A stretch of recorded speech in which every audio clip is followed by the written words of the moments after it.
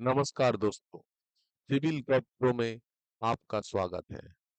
आज हम एक नया वीडियो लेकर लाए हैं आपके लिए जो रिलेटेड है एसएई सिविल केएमसी के एग्जाम के बारे में।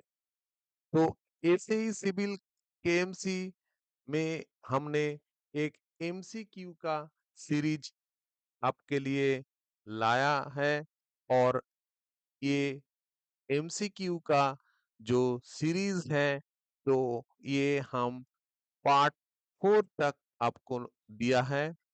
तो पार्ट 4 तक हमने 133 तक दिया है क्वेश्चंस।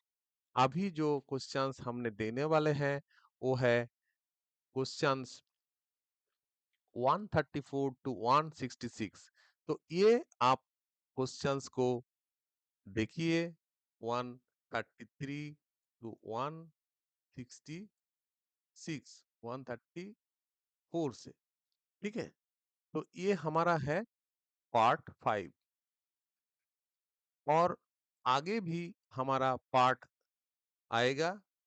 तो आप ये चैनल में जुड़े रहिए और आपका ये जो क्वेश्चंस है ये आपको हेल्प करेगा जब आप एग्जाम देने जाएंगे।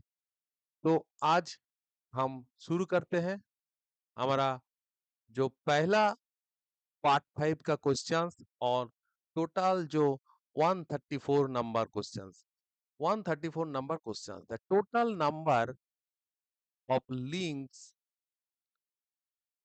in a chain 30 meter chain chain का 30 मीटर। ठीक है, तो 30 मीटर में हम इधर जो होता है चेन में तो एक लिंक जो एक लिंक होता है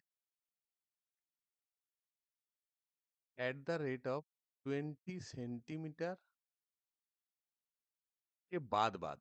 ठीक है, तो 20 सेंटीमीटर तो एक मीटर में कितना लिंक होगा? 5 लिंक होगा।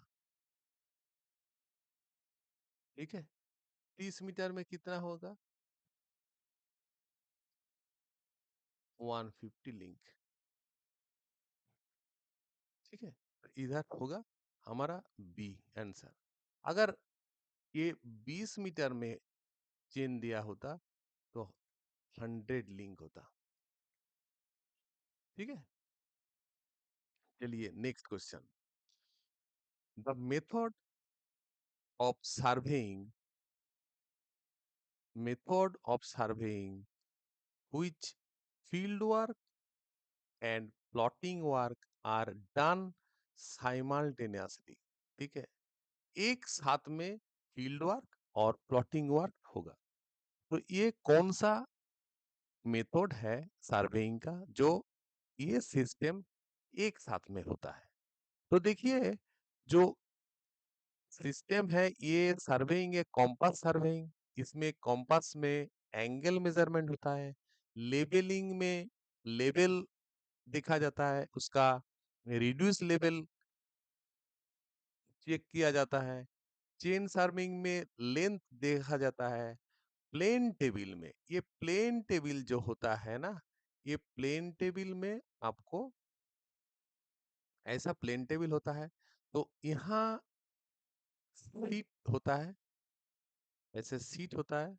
तो इधर फील्ड वर्क और ये प्लॉटिंग वर्क ऐसा ड्राइंग एक साथ होता है। तो इसीलिए ये आंसर होगा plane tabling. Next, the road connecting capital cities of states. Capital cities of states, state का जो कैपिटल सिटीज है ये तो कनेक्टिंग होगा। मतलब डिफरेंट जो स्टेट्स का कैपिटल है, मतलब एक कैपिटल मान लीजिए ये एक कोलकाता है और एक रांची है। ठीक है, तो इसका जो कनेक्टिंग होगा ये एनएच होगा। ठीक है, ये रोड का जो कनेक्टिंग ये एनएच होगा। तो इसलिए इसका national highway. Next, total horizontal pressure per meter length of retaining wall, depth h meter, weight of filling w, angle of repose a phi is। तो हमारा प्रेशर निकालना है। तो हम प्रेशर कैसे निकालेंगे? ये देखिए रिटेनिंग वॉल, मान लीजिए ये रिटेनिंग वॉल है, ठीक है। तो रिटेनिंग वॉल, इसका जो प्रेशर डायग्राम होगा ऐसा होगा। प्रेशर डायग्राम ऐसे होगा। ये मान लीजिए h, हाइट h दिया हुआ है, रिटेनिंग वॉल का डेप्थ। तो इधर जो होगा ये a into W H into, ठीक है। तो ये होगा। अभी हमारा जो ये है प्रेशर निकालना है। तो प्रेशर कितना होगा? P इक्वल्स टू हाफ, जो ये ट्रायंगल है, ये ट्रायंगल का ये A coefficient of active bath pressure, W H into height H, हो गया हाफ डब्ल्यू एच स्क्वायर के ए। तो इधर हाफ डब्ल्यू एच, मतलब ये वेट, वेट ऑफ फिलिंग दिया हुआ है, ठीक है, into H into K A equal to half W H into 1 minus sine five by 1 plus sine five, ठीक है। तो ये आंसर जो होगा, ये आंसर डी होगा। नेक्स्ट जो क्वेश्चन है, आपने यहां से समझ लिया होगा कि coefficient of active bath pressure, मतलब कि ए कौन सा होगा? कि ये होगा 1 minus sine five divided by 1 plus sine five, ठीक है। Next, a functional equation for specific gravity G, water content W, void ratio E and degree of saturation SR, ठीक है। तो हमको ये निकालना है कि SR इक्वल्स, तो ये एक फॉर्मूला है, SR equals to W into G divided by E, ठीक है। तो ये आपको देखना है, ये फॉर्मूला को आप याद में रखिए। ये बहुत ही इम्पोर्टेंट फॉर्मूला है। यहाँ से बहुत सारा एग्जाम में न्यूमेरिकल्स भी आता है, तो ये आप ध्यान में रखिए। ये बहुत ही इम्पोर्टेंट एक फॉर्मूला है, ठीक है। Next, a wall constructed to retain earth from slippage on the hill side of a roadway is called, मतलब हिल रोड में क्या होता है कि ऐसा हिल, और ये देखिए रोड, फिर ये हिल। तो ये जो रोड है, इस हिल साइड से आर्क को रिटर्न करने के लिए फ्रॉम स्लीपेज एक वॉल कंस्ट्रक्शन किया जाता है। ऐसा वॉल कंस्ट्रक्शन किया जाता है। ये वॉल हम कहेंगे इसको ब्रेस्ट वॉल, ब्रेस्ट वॉल, ठीक है। आंसर होगा इसका, इनका जो आंसर होगा ये A, Bristol. The length, next, length of the road ahead of the vehicle which should be visible to the driver is called। ये रोड में, ये मान लीजिए रोड, ये रोड में जब व्हीकल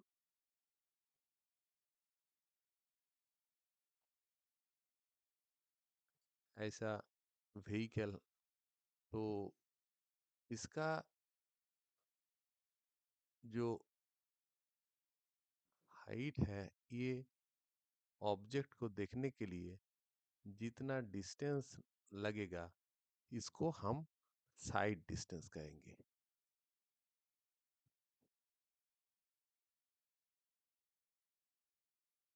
ठीक है, तो इसका होगा हमारा आंसर ये, side distance. Next, in roof trusses the horizontal beams, ये ध्यान में रखिए, horizontal beams spanning between the two adjacent trusses, two adjacent trusses, ये देखिए, ये एक ट्रास हो गया, ये ट्रास हो गया, इसको हम रेफ्टर कहेंगे। ठीक है, ये इसमें एक हॉराइजेंटल, मतलब इस साइड में एक हॉराइजेंटल करके, अब अगर इसको ऐसा देखेंगे तो ये इस डायरेक्शन में एक बीम जाएगा, ये हॉरिजॉन्टल में, इसको हम पार्लिंग कहेंगे। ठीक है, और ये है चॉइस्ट होगा, तो इसका आंसर होगा horizontal member purlin. A T beam can be considered as a rectangular beam of width equal to its flange, provided the neutral axis lies। ये क्वेश्चन को देखिए, क्वेश्चन में क्या बोला है, ये एक टी बीम है, बोला है कि ये टी बीम में न्यूट्रल एक्सिस कहाँ होगा, तो ये रेक्टेंगुलर बीम के तरह बिहेव करेगा। तो देखिए, टी बीम में अगर न्यूट्रल एक्सिस फ्लेंज में होगा, न्यूट्रल एक्सिस फ्लेंज में होगा, तभी ये रेक्टेंगुलर की तरफ बिहेव करेगा। तो मतलब हम हमारा होगा with in the flange area. Next, at first class brick should have a minimum crushing strength, minimum crushing strength, ये होगा फर्स्ट क्लास ब्रिक में 105 केजी पर सेंटीमीटर स्क्वायर। ठीक है, next, a gravity dam is called, gravity dam, gravity मतलब इसका load नीचे होगा, ग्रेविटी, तो ये क्या होगा, मतलब ग्रेविटी डैम, हाई डैम। ठीक है,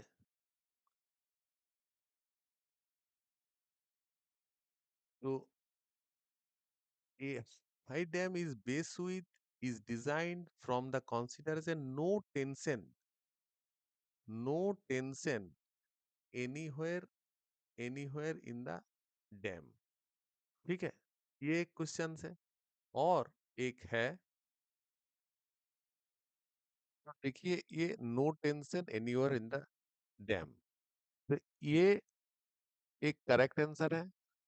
और ये low dam base with the design considers resultant falling close as possible to the extremities middle third of the base, ये भी करेक्ट आंसर है।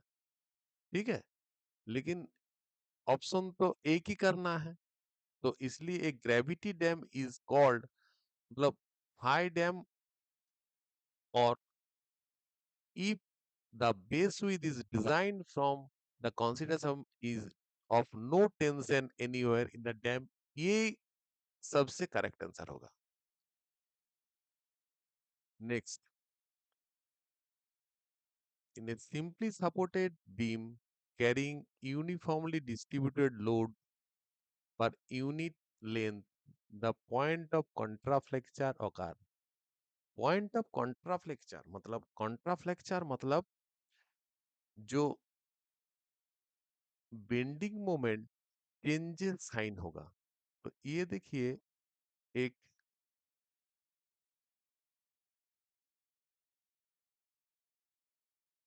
सिंपली सपोर्टेड बीम, हमने यूडीएल लगा दिया,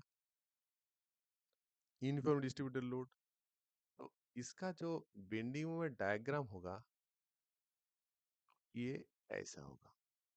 ठीक है, तो इसमें बेंडिंग मोमेंट जो डायग्राम है, चाह साइन तो नहीं चेंज कर रहा है, तो सिंपली सपोर्टेड बीम में bending moment diagram sign change नहीं करेगा, तो आंसर होगा डज नॉट एग्जिस्ट।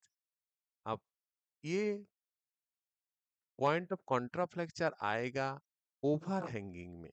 अगर इसको हम एक्सटेंड कर देंगे, इधर इधर एक्सटेंड कर देंगे, तब ये ऐसा करके इसका बेंडिंग मोमेंट आएगा ऐसा,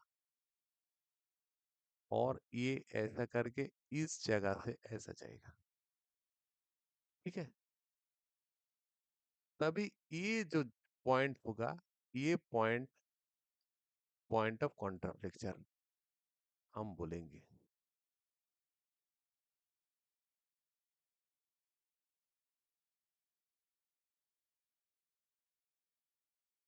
ठीक है,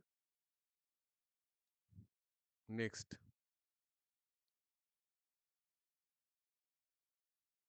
ये fishing dry stone, pitching, or other materials laid sloping face of earth to maintain slope in position or protect it from erosion is called। तो मतलब स्लोपिंग फेस ऑफ अर्थ, ठीक है, स्लोपिंग फेस में लेड किया जाता है, ये सब करके ड्राई स्टोन, ठीक है, dry stone, dry stone pitching और अदर मटेरियल लेड, तो इसको हम कहेंगे रिवेटमेंट, रिवेटमेंट। ठीक है, तो आंसर होगा रिवेटमेंट। ये ए फेसिंग ऑफ ड्राई स्टोन, मतलब ये ऐसा करके इसको पिचिंग कर दिया जाएगा। नंबर 148, कोनिक सेक्शंस आर, ये जो कोनिक सेक्शन है, ये देखिए circle, ellipse, ellipse, parabola,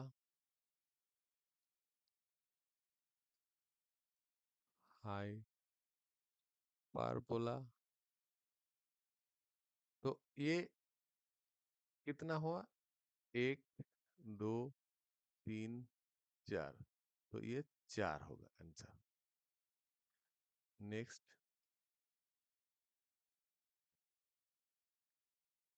negative skin fiction on A pile under vertical compressive load. मतलब ये देखिए पाइल, ये पाइल, पाइल में अगर लोड में हैमरिंग किया जाएगा तो क्या होगा? मतलब देखिए ये हैमरिंग किया जाएगा तो वर्टिकल कंप्रेसिव लोड एक्ट, इस जगह में क्या होगा? लोड नीचे में आएगा इधर, तो ये जो आएगा ये पॉजिटिव, लेकिन ये जो सॉइल में ये घुस रहा है तो साइड से ये ऑपोजिट डायरेक्शन में एक फ्रिक्शन आएगा, ऑपोजिट डायरेक्शन में फ्रिक्शन आएगा। इसको हम नेगेटिव कीन फ्रिक्शन कहते हैं। तो ये क्या है? ठीक है, तो ये देखिए negative skin friction the vertical compressive load